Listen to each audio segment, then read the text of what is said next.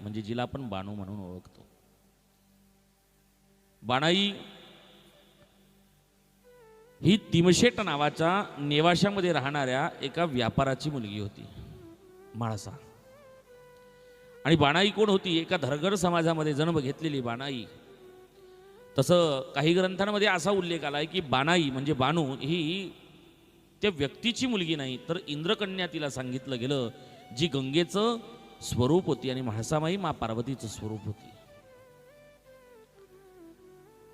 अशी बाणाई ही धनगर समाजामध्ये जन्म घेतलेली.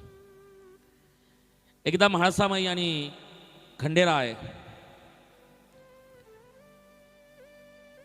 सहज असं बसलेले होते आणि बसलेले असताना सारीपाटाचा डाव मांडला आणि सारीपाटाच्या डावामध्ये हे पत्नीचा समोर पतिदेव हरलेत मायबाप हो.